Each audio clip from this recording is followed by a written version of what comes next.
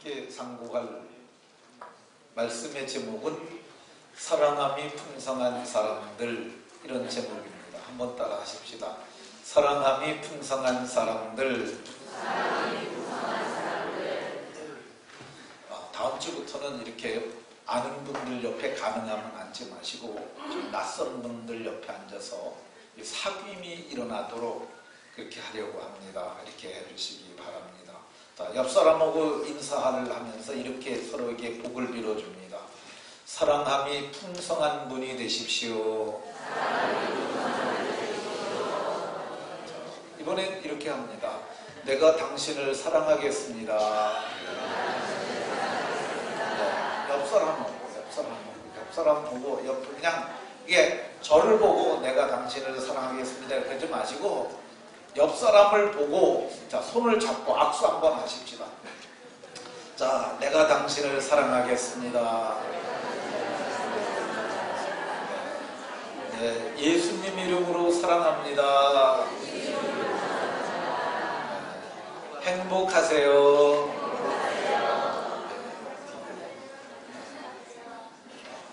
아래층에는 변화가 무쌍한데 위에는 별로 반응이 없습니다. 네. 근데 이제 우리 교회는 이것이 좀 필요할 것 같아서 제가 며칠 새벽을 기도하는데 하나님께서 이 교제에 대해서 많이 말씀하시고 서로 사랑할 수 있도록 하라고 이 말씀을 많이 주셔서 감동을 주셔서 제가 이거를 오랫동안 생각하고 했던 건데 하려고 합니다. 자, 한번 따라 하십시다. 사랑함이 풍성한 사람들. 우리 교회가 사랑이 풍성한 교회를 만듭시다. 네. 요즘 인터넷에 많이 회자되고 있는 이야기 중에 하나인데요. 미국에 10,000명 정도가 모이는 교회에 담임 목사님이 청빙되었습니다. 근데 그 목사님이 부임하던 날, 그 목사님이 주일날 교회에 가서 인사하기로 되어 있었는데 그날 노숙자의 모습으로 자기를 모습을 바꿨어요. 그리고 그 교회를 찾아가서 우선 교회 주변에서 서성였습니다. 거기서 오랜 시간 있었는데 자기에게 가볍게 말을 건 사람이 3사람이 있었어요. 그래서 이제는 예배 시간이 다가오니까 좀 더 적극적으로 성도들을 찾아다니면서 이분이 말을 걸었습니다. 내가 지금 배가 많이 고프니 내게 잔돈푼이라도 좀 주십시오. 그런데 별로 많은 분들이 그에게 돈을 주지를 않았어요. 예배 시간이 돼서 그분이 이제 제일 앞자리에 가서 앉았습니다. 제일 앞자리에서 앉으니까 안내하시는 분들이 거기 앉지 말고 뒤로 가서 앉으라고. 안내하는 분들의 제지를 받아가지고 뒷자리에 가서 앉았어요. 뒷자리에 앉아있는데도 여러 사람들이 그에게 눈총을 쐈어요. 눈총이라고 그러잖아요. 진짜 총이 나갑니다. 총알이 나가는 거예요. 그래서 따갑게 눈총을 맞으면서 예배를 드렸습니다. 근데 이제 예배를 진행하는 분들은 걱정이 많은 거예요. 왜 오늘 오시기로 한 이 에레미야 스티펜 목사님이 안 오실까? 그 목사님 언제 오시지? 그리고 이렇게 눈을 두리번거리면서 회중석을 찾았는데 찾지 못했어요. 그래서 이제 광고 시간에 에레미야 스티펜 목사님 어디 앉아 계시는지 오셨으면은 강단으로 좀 올라와 주시기 바랍니다. 그러니까 그 목사님이 자리에서 일어나 가지고 앞으로 걸어 나오는 거예요. 사람들이 너무너무 놀랐어요. 저 사람 교회 입구에서 서성였던 사람인데, 저 사람 나한테 돈 달라고 구걸했던 사람인데 왜 저 사람이 일어나 나가지? 이 사람들이 제지하려는 사람들도 있었는데 너무 더 당당하게 걸어 나가니까 막을 수가 없었어요. 그분이 강단으로 올라갔습니다. 그리고 내가 오늘 이 교회에 부임하게 된 에레미야 스티펜 목사가 맞습니다. 그러면서 마태복음 25장의 말씀을 펴서 읽기 시작했어요.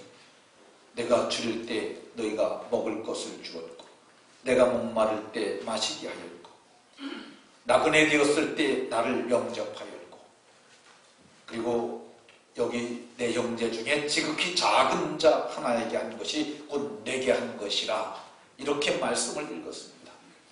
성경을 읽어가는 동안 많은 사람들이 경악을 했어요. 그리고 한 방 맞은 것 같은 느낌을 받았어요. 예수님이 저런 모습으로 왔다 할지라도 우리는 그렇게 했을 것이 아니냐 그러면서 자책하는 사람들도 있었어요. 스티펜 목사님이 이제 다 마치고 그분들을 향해서 말했습니다. 교회는 주님의 교회입니다. 우리는 그분의 제자입니다. 그렇다면 그분의 말씀을 따라 사는 것이 맞습니다. 그런데 왜 우리는 아직까지 그분의 제자가 되지 못한 것입니까? 우리 이제는 말씀을 따라 사는 그분의 제자가 됩시다. 이렇게 말을 했다고 합니다.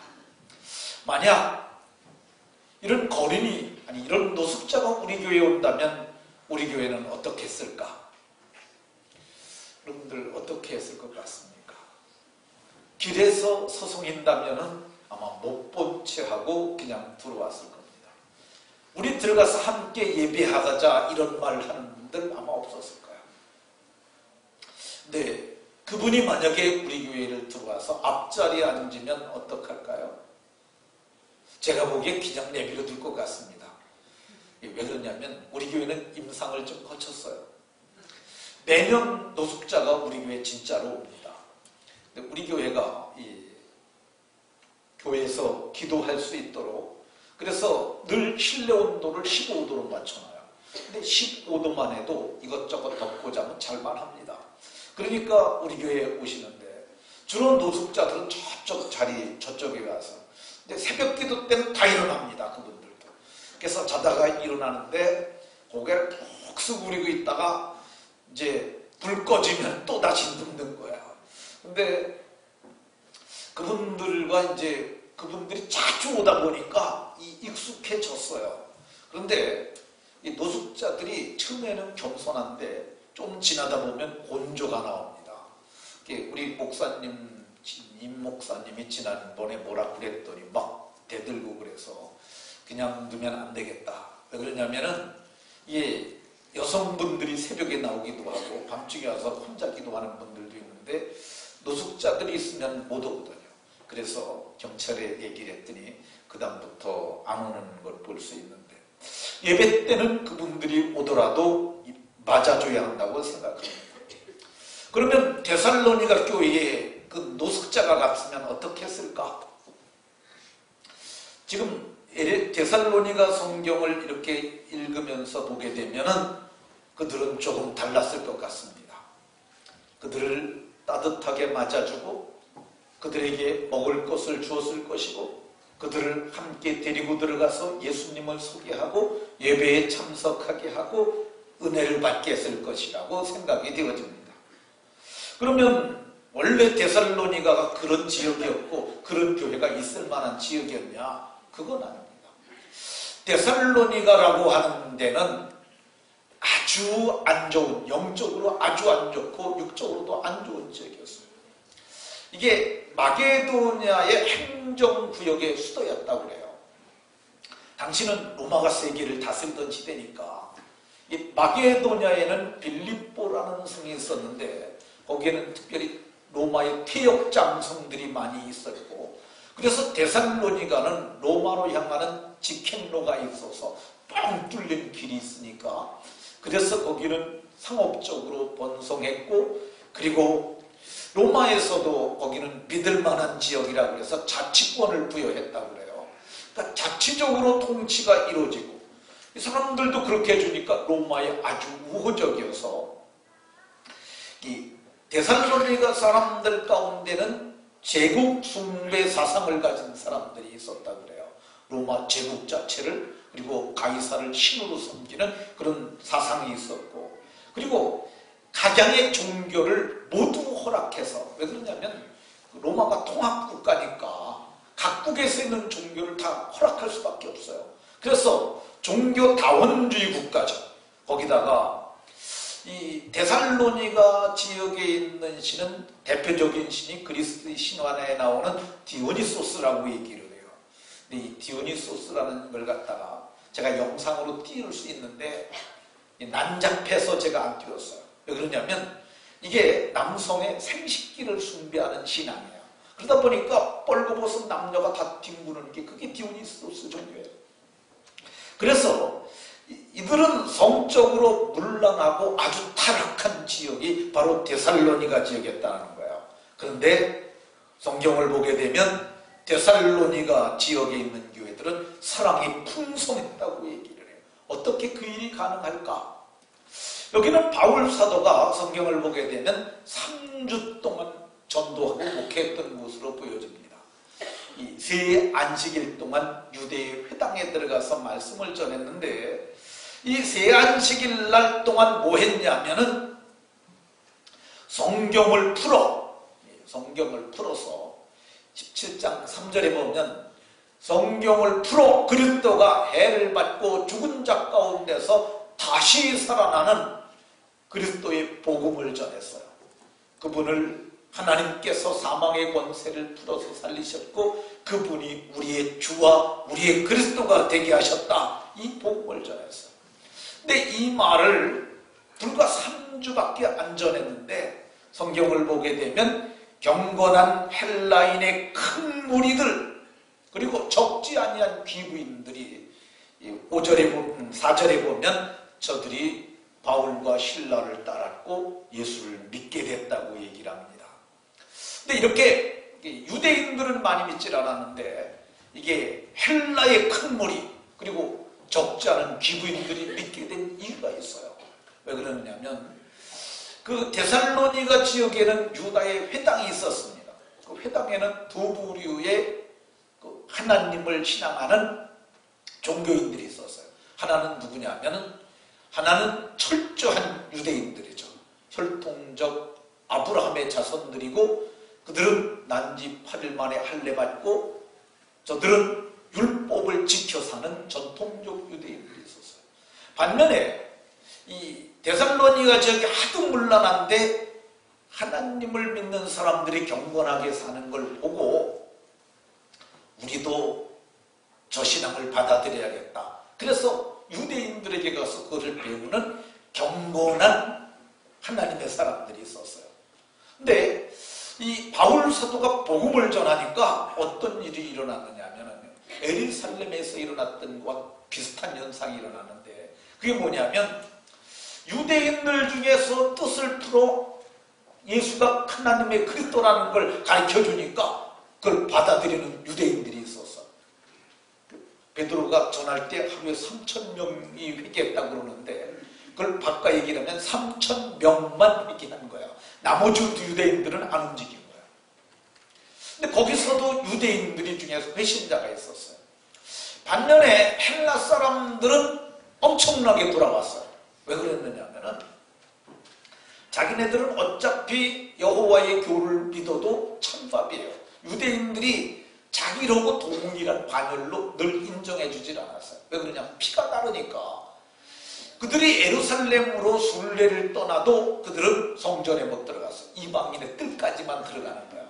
그런데 바울 사도가 말하기를 믿기만 하면 헬라인이나 유대인이나 차별이 없다고 얘기를 하는 거야. 그러니까 아이고 우리 믿기만 하면 된다는데 그분이 하나님의 그리스도라는데 그래서 그들이 하나님의 말씀을 받았는데 데살로니가전서 2장 13절을 보게 되면 그들이 하나님의 말씀을 받을 때 사람의 말로 받지 아니하고 진짜 하나님의 말씀으로 그걸 받고 믿는 거예요. 그러니까 어떤 일이 일어나느냐 하면 말씀을 이렇게 머리로만 아는 신앙을 관념적이라고 해요. 근데 말씀을 정말 전인격적으로 믿고 따르잖아요. 놀라운 일이 일어나는 거예요. 그래서 이들이 예수님이 내가 너희를 사랑한 것처럼 너희도 서로 사랑하라고 그러고 하나님께서도 내 이웃을 내 몸과 같이 사랑하라고 그러고 이것이 세계명이라는 걸 깨닫고 나니까 저들이 정말로 사랑하는 거예요. 그래서 3주밖에 목회를 안 했음에도 불구하고 3절에 보면은 오늘 데살로니가후서 1장 3절에 보면 항상 하나님께 감사했다고 얘기를 해요. 왜 그러냐면은 아니 어떻게 교회가 그런지 정말 저들이 사랑함이 너무 풍성하니까 하나님께 그가 감사했어요. 그가 3주밖에 목회를 안 했지만은 교회가 성경을 보게 되면 박해와 환난도 아주 든든히 견뎌내는 거야. 그래서 하나님 앞에 감사했고, 그래서 바울 사도는 이 교회를 여러 교회 앞에서 칭찬을 했던 것을 볼 수가 있습니다. 그러면 어떻게 데살로니가 교회는 3주 동안밖에 탁월한 사역자에게 영향을 입지 못했는데도 이렇게 사랑이 풍성한 교회가 되었을까? 그것은 하나님의 사랑을 받았기 때문입니다. 데살로니가전서 1장 4절에 보면 하나님의 사랑하심을 받은 형제들아 이렇게 말합니다. 사실 하나님의 사랑은 우리 모두 다 받은 거야. 그런데 데살로니가 교회는 사랑을 정말 깨달았어요. 그래서 하나님이 사랑하셔서 바울 사도가 말씀을 전할 적에도 성령과 능력과 큰 확신으로 말씀을 전하기도 했고, 저들도 하나님의 성령의 감동으로 말씀을 받기도 했어요. 그래서 하나님께서 로마 교회에 바울 사도가 편지할 때 그리스도의 사랑이 우리 마음에 부은 바 되이니 이렇게 했는데, 저들에게 사랑이 부어졌기 때문에 저들이 사랑할 수 있습니다. 그러니까 사랑이 넘치도록 부여받은 사람들은 사랑할 수가 있어요. 이 스펀지에다가 이 잉크를 잔뜩 먹였어요. 그러면 찌르면 뭐가 나오겠어요? 찌르면 뭐가 나오겠어요? 잉크가 잔뜩 먹고 있으면 잉크 나오죠. 그럼 거기다가 오렌지 주스를 잔뜩 부어서 오렌지 주스를 먹으면 찌르면 뭐가 나오겠어요? 오렌지 주스가 나와요. 물을 넣으면 물이 나오고 들어간 대로 나오는 거야. 근데 사랑이 마음에 분바됐으니까 저들이 사랑할 수 있는 줄로 믿으시기 바랍니다. 이 사랑을 받은 자들이 또 다른 사랑을 사랑하기 시작했어요. 그러니까 이 교회가 사랑이 풍성했다고 얘기를 합니다. 그래서 데살로니가전서 4장 9절에는 너희들 자신이 하나님의 가르침을 받아 서로 사랑함이라. 저들이 서로 사랑하게 됐어요. 예수님이 사랑하시라는 말씀을 통해서 사랑하니까 사랑이 더욱 풍성해졌던 것을 볼 수가 있습니다. 우리가 사랑이 풍성하게 되면, 내가 사랑이 풍성하게 되면, 내 이 풍성함을 나누게 되면 이 사랑은 속성이 나누면 나눌수록 커지는 거야. 기쁨도 나누면 나눌수록 커져요. 그러니까 더욱 풍성한 사랑의 교회가 될 줄로 믿으시기 바랍니다. 서울에 무지무지하게 싸우는 교회가 하나 있었어요. 여러분들은 무지무지하게 싸우는 교회를 별로 못 보셨을 겁니다. 특별히 저희 교회는 지금까지 이렇게 소리내서 싸운 적이 한 번도 없는 것으로 제가 기억을 합니다. 소리를 내가지고 서로 그런 거 별로 없는 것 같은데. 근데 어떤 교회는 며칠을 싸웁니다. 어떤 교회는 몇 달을 싸워요. 어떤 교회는 몇 년을 싸워요. 진짜로 몇 년 싸웁니다. 어떤 교회는 10년 이상 싸우는 교회도 있어요. 진짜로 있습니다. 지금 전주에 우리 노회의 목사님이 가서 목회를 하는 교회가 있는데 거긴 10년 이상 싸워요. 근데 그분이 가셔서 이 목사님을 청빙하는데도 그분은 은퇴하신 분인데 그분을 청빙을 했어요. 그래서 그분이 담임 목사가 아니라 그냥 설교 목사로 목사를 해요. 근데 교회가 안정될 때까지만 그렇게 해주기로 했어요. 근데 이 10년 이상 무지무지하게 싸운 교회가 하나 있었어요. 근데 그 교회를 사람이 풍성한 교회로 만든 목사님이 계십니다. 그분의 이름이 김의식 목사님인데 제가 그분의 간증을 들었어요. 근데 그분이 그래요. 자기가 아버지가 장로님이셨고 어머니가 권사님이셨는데 저기 아버지가 약사셨대. 약국을 하셔가지고 근데 약국이 너무너무 잘 돼갖고 자기는 아주 풍성하게 살았대요. 근데 그분이 의대를 가려고 그러는데 성적이 안 됐던지 한양대 공대를 들어갔어요. 그러다가 공대를 다니다가 예수님을 진짜 만난 거야. 그러니까 예수님을 만나고 나니까 너무너무 감격을 해서 내가 이거 기계나 만지고 그런 거 해서는 안 되겠다는 생각이 들어서 그래서 연대 신학과를 찾아갔대요. 편입을 하려고 그랬더니 이과에서 문과로는 안 된다고 그래가지고 그래서 신학교를 다시 들어갑니다. 신학 주간에는 한양대를 다니고 밤중에는 신학교를 다녀요. 그래서 다니는데 어머니가 그 얘기를 여동생을 통해서 듣습니다. 그래가지고 어머니가 찾아와요. 그래서 어머니가 불러가지고 너 내 방으로 와라. 어머니가 무섭게 말씀하시더래요. 자기가 한 번도 그런 모습을 볼 수 없는데 본 적이 없는데 그렇게 말씀하시더래요. 그리고 말씀하시기를 너 신학교 다닌다면서 사실이냐? 그래서 네 그랬더니 다니지 마라. 다니려면 너는 집을 나가라. 이렇게 말하더라는 거예요. 그때 자기가 너무너무 섭섭했대요. 자기 세상에 태어나서 그렇게 섭섭한 게 참이라는 거예요. 어머니가 아니래도 그렇지 권사가 어떻게 저따위로 말을 하느냐. 아니 자식이 신학을 해서 목회자의 길을 간다고 그러면 칭찬을 하고 격려를 해주고 기도해 주겠다고라도 말을 해야지 집을 나가라고 그러니까 너무너무 섭섭해가지고 그래서 눈물을 머금고 일어나는데 어머니가 뒤에서 이렇게 말씀하시대요. 내 사랑하는 자식이 그 무거운 짐을 지고 가는 것을 내가 참아 볼 수가 없다. 근데 그 말은 이게 안 들어오더라는 거예요. 이게 집 나가라는 것이 너무 섭섭함이 커가지고 그래가지고 섭섭한 감정을 가지고 어머니한테 돈 한 푼 달란 적이 없대요.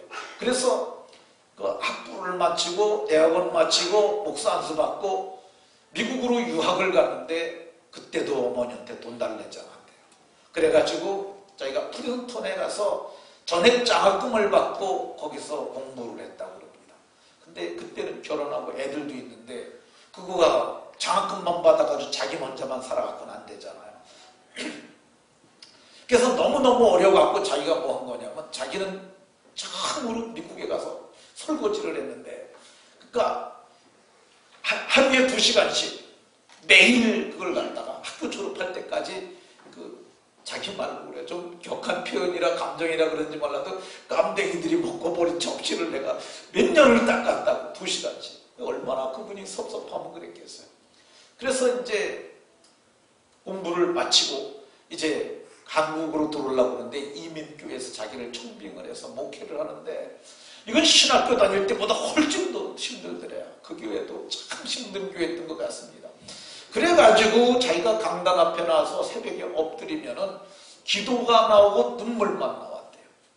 근데 어느 날 새벽에 엎드려 있는데 그날도 기도도 안 나오고 그래서 울고만 앉아 있었대요. 근데 그때 뭐가 보였냐면 자기한테 어머니가 말씀하셨던 그 장면이 떠오르더래요.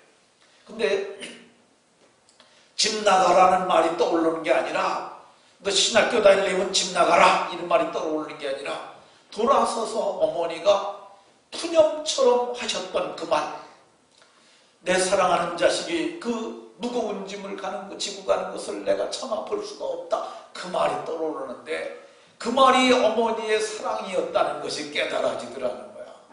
그래서 자기가 어머니가 했던 그 말이 사랑이었군요. 어머니가 나를 그렇게 사랑했는데 나는 지금까지도 섭섭한 감정을 갖고 여태까지 그걸 풀지 못하고 살았습니다. 근데 그날 그 사랑이 깨달아지는데 이 가슴이 벅차고 넘치도록 깨달아지더라는 거예요.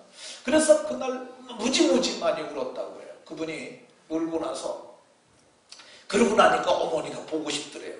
그분이 박사과정 중이었었는데 350차리 논문을 갖다 자기가 6개월 만에 썼대요. 3시간씩만 잠자고 빨리 한국에 가서 어머니 돌아가시기 전에 가서 보려고 그랬다고 그럽니다. 그러니까 사랑이 깨달아지니까 자기 마음에 사랑이 이렇게 넘치게 되니까 상처가 치유되고 그래서 그 교회를 회복을 시킵니다. 그리고 한국에 돌아와서 목회하는데 그 교회에서 청빈이 왔어요. 그래서 그 전쟁터가 아주 10여 년 이상 싸운 교회를 가서 그분이 사랑의 공동체로 만들어냈다고 얘기를 합니다. 사랑을 받아야 줄 수 있는 줄로 믿으시기 바랍니다. 어떻게 데살로니가 교회는 이렇게 사랑함이 풍성했을까? 성경을 보게 되면 성경이 이렇게 말합니다. 이 데살로니가 3장 12절에 너희도 피차간에 모든 사람에 대한 사랑이 더욱 많아 넘치게 하사. 이건 바울 사도의 기도예요. 바울 사도가 뭐라고 기도했느냐 하면 하나님 데살로니가 교회가 서로 사랑하게 하시고 사랑이 더욱 많아져서 넘치게 하사. 그랬더니 어떤 일이 일어났어요? 전서는 먼저 보낸 편지고 후서는 나중에 보낸 편지예요. 근데 바울 사도가 내가 그렇게 기도한다고 했는데 실제로 보니까 오늘 성경이 말하는 것처럼 저들이 사랑이 풍성한 교회가 되었던 것을 볼 수가 있습니다. 우리가 사랑이 풍성하기를 위해서 기도하면 풍성한 교회가 되는 줄로 믿으시기 바랍니다. 자, 데살로니가 교회 성도들이 사랑이 풍성했던 이유가 뭐냐? 저들이 믿음을 가졌기 때문입니다. 근데 믿음은 들음에서 나고 들음은 하나님의 말씀으로 말미암습니다. 근데 하나님의 말씀을 받을 적에 데살로니가전서 1장 6절에 보면 성령의 기쁨으로 말씀을 받았어요. 그래서 그 말씀을 받아가지고 우리에게 믿음을 전해준 그분을 본받는 자들이 된 거야. 예수님 본받고 자기에게 복음을 전해준 바울 사도와 같은 그런 사람들을 3주 동안 바라봤던 그들을 롤 모델로 삼고 저들이 살았기 때문에 풍성한 교회가 되었어요. 그들이 어떻게 이렇게 사랑이 풍성한 교회가 되었느냐? 그리스도의 재림을 믿었기 때문입니다. 이 데살로니가 전서와 후서는 그리스도의 다시 오심, 강림, 그리스도께서 다시 오시는 재림에 관해서 말을 많이 하고 있어요. 근데 그 재림이 어떻게 보면 굉장히 추상적이에요. 어떻게 땅에 이미 묻어서 죽어서 흙이 돼버린 사람들이 부활을 합니까? 더욱이 그 땅에서 영광스러운 그리스도의 몸의 형체와 어떻게 그렇게 변할 수가 있겠어요? 그리스도의 영광스러운 몸의 형체와 같이 변한다는 게 말이 되겠습니까? 말도 안 되는 거죠. 근데 성경이 그걸 얘기를 해요. 근데 그들이 부활했을 뿐만 아니라 예수님은 천사장의 호령과 나팔로 강림하실 때 그들이 땅에서 하늘로 끌어올려 공중에서 주를 영접하게 된다는 이 말이 믿어질 수 있겠어요? 근데 성경을 보게 되면 저들이 우리의 증거가 너에게 믿어졌다고 얘기를 해요. 그 믿음을 가지니까 지금 우리가 따로따로 살지만 지금은 뭐 소위 아파트에 살고 일성 아파트에 살고 주공 아파트에 따로 살지만은 나중에는 하나님의 나라, 곧 완성된 천국에 우리가 다 들어가 한 집에 살게 될 것이에요. 그러니까 그걸 믿으니까 저들이 함께 가서 살 사람으로 알고 서로 사랑했는 줄로 믿으시기 바랍니다. 사랑함이 풍성했던 이유가 뭐냐? 믿음으로 행했기 때문입니다. 이걸 믿음의 역사라고 얘기를 해요. 데살로니가 교회를 바울 사도가 칭찬할 때 세 가지로 칭찬합니다. 믿음의 역사가 있고 사랑의 수고가 있고 소망의 인내가 있는 교회였는데 저는 말씀을 믿는 것이 아니라 믿고 행할 수가 있었어요. 그러니까 믿음으로 병을 고치고 믿음으로 귀신을 내어쫓고 믿음으로 교회도 짓고 믿음으로 사랑하는 이 사랑을 실제적으로 했는 줄로 믿으시기 바랍니다. 그러면 사랑이 풍성한 사람들은 어떤 모습을 보였을까? 사랑이 풍성한 사람들의 모습이 어땠을까? 우선 사랑이 풍성하게 되면은요 인상이 좋아집니다. 그때 사람들은 어떻게 사랑을 했느냐 하면 우선 문안을 하는 거죠. 거룩한 입맞춤으로 모든 형제에게 문안하라. 그러니까 모든 형제에게 서로 문안하는 거예요. 근데 이거 해야 합니다. 이거. 근데 우리는 이거 잘 안 하잖아요. 우리 교회를 제가 보면은 이게 최대의 문제점으로 제가 지금 보여지고 있어요. 목사는 목사로서 보는 눈이 있습니다. 근데 지금 김 장로님도 여기 가서 앉으시려니까 혼자 앉아 계시잖아요. 따로 같이 가서 앉으시려니까. 이렇게 하면 안 되는 거예요. 장로님도 이렇게 하지 마시고 장로님이시라도 우리 교회 처음 온 성도 옆에 가서 앉으셔야죠. 그게 문화예요. 그러니까 앉아가지고 서로 인사하고, 우리가 옛날에는 그 고대 근동 지방에서는 입맞춤이 인사예요.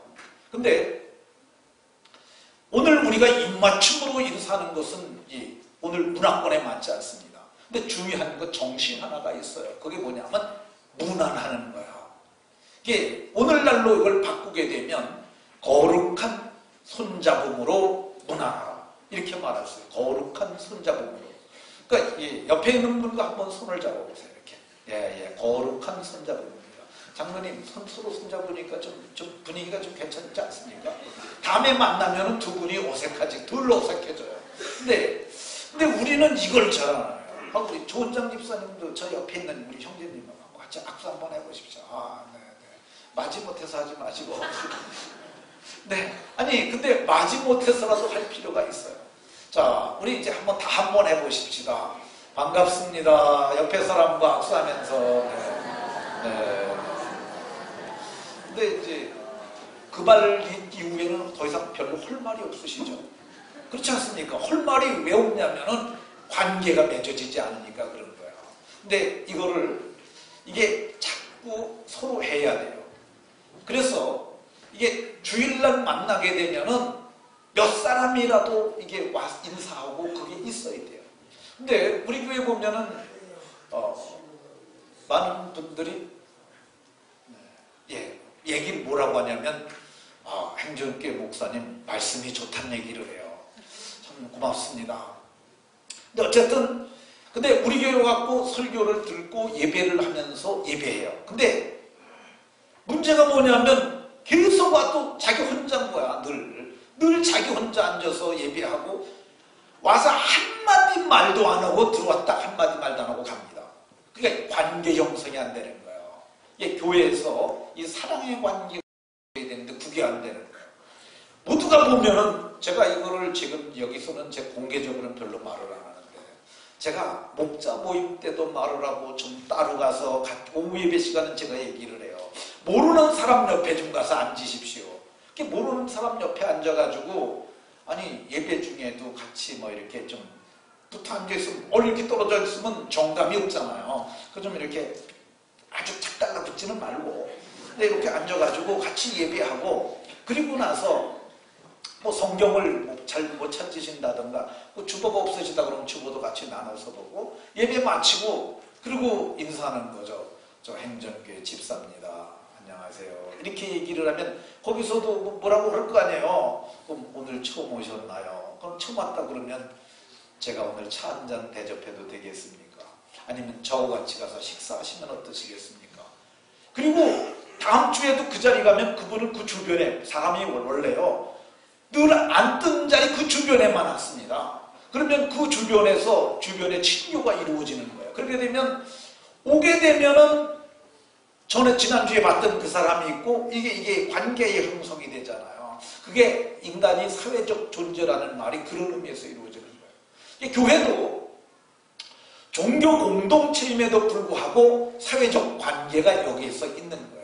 근데 이게 되지 않게 되면은 그 사람은 늘 부평초처럼 떠다니다가 어느 날 착상을 하지 못하고 딱 달라붙어서 정착을 해야 되는데 그걸 하지 못하고 그냥 물결에 쓸려나가듯이 쓸려나가고 마는 거죠. 그건 개인에게도 불행한 거고 교회에도 불행한 거예요. 그렇지 않습니까? 들어올 때 좀 따뜻하게 맞아줘야지.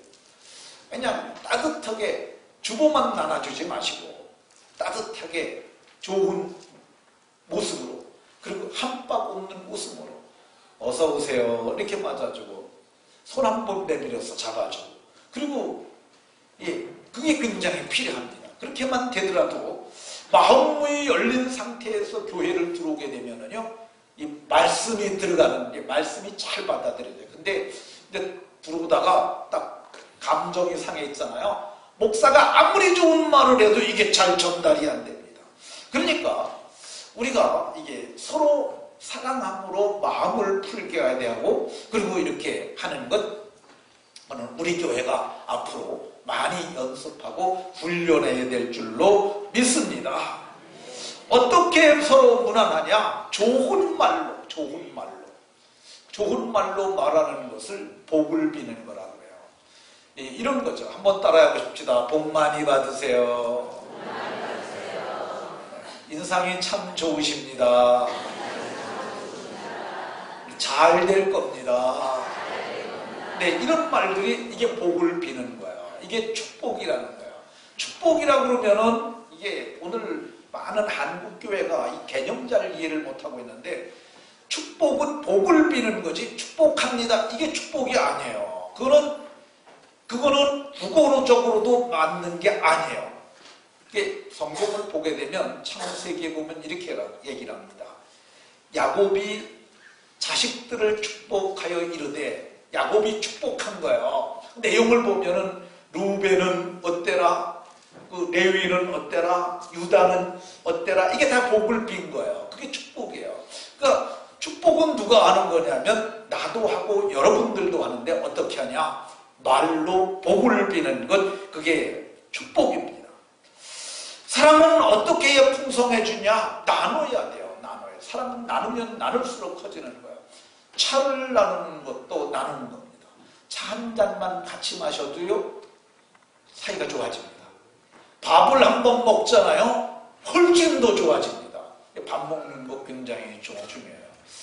지금 우리 중고등부 황 목사가, 황태성 목사님이 와서 중고등부와 청년부 목회를 하는데, 이 친구는 먹는 걸 잘 먹더라고, 얘들하고.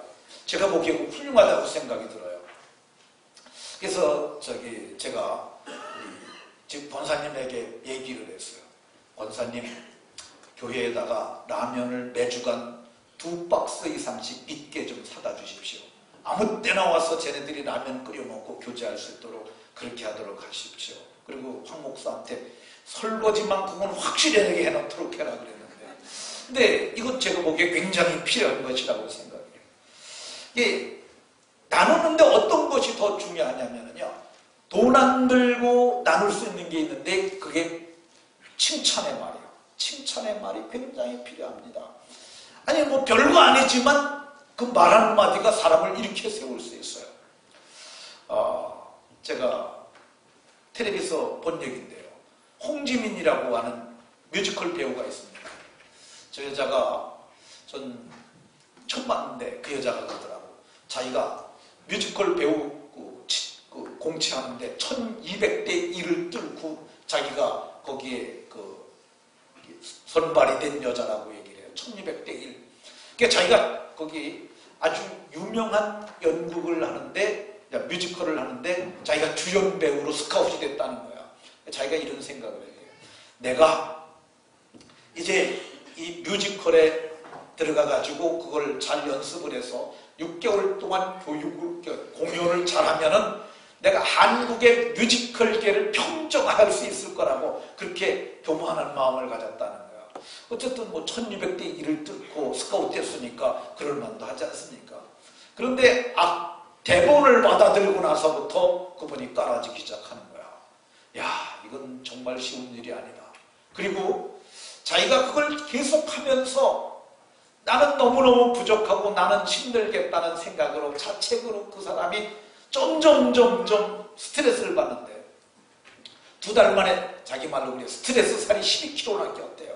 그래가지고 이제 공연을 2주를 앞두고 있는데 그때 너무너무 지쳐 있었대. 소리도 안 나오고. 근데 그 대본을 쓴 그 원작자가 한국에 내한을 한 거예요. 그래가지고 공연하는 모습을 보러 온 거예요. 근데 그분이 자기한테 그랬다는 거예요. 통역까지 데리고 와갖고 내가 쓴 대본을 이태리의 누구가, 미국의 누구가 주연으로 다 했는데 내가 지금까지 본 사람 중에서 네가 제일 예쁘게 부르더라.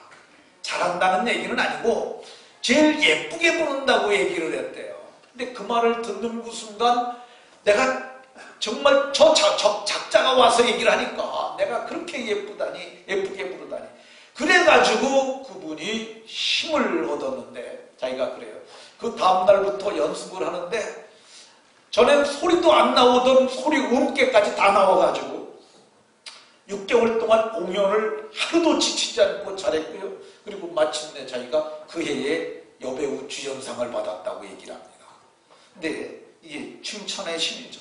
교회는 서로를 칭찬해주고 서로를 격려해주고 서로를 사랑하는 것, 이것이 풍성한 교회가 되는 비결인 줄로 믿으시기 바랍니다. 이렇게 하게 되면은 교회는 사랑이 풍성하고 교회는 사랑의 풍성함의 복을 받고 환난과 박해를 이길 수 있는 복도 받고 5절에 하나님 나라에 합당한 자로 여김을 받는 복도 받고 7절에 하나님의 안식으로 갚아주는 복도 받고 11절에 우리 하나님이 부르심에 합당한 자로 여기심을 받고 또 이것으로 말미암아 우리는 하나님께 영광을 돌리고 또 우리도 그 안에서 영광을 받게 된다고 성경이 말씀하고 있습니다. 말씀을 마치도록 하겠습니다. 우리 교회가 사랑함이 풍성한 교회가 되도록 서로 만들어가는 은혜가 있는 은혜 공동체요, 행복 공동체요, 사랑 공동체가 되기를 예수님 이름으로 축원합니다.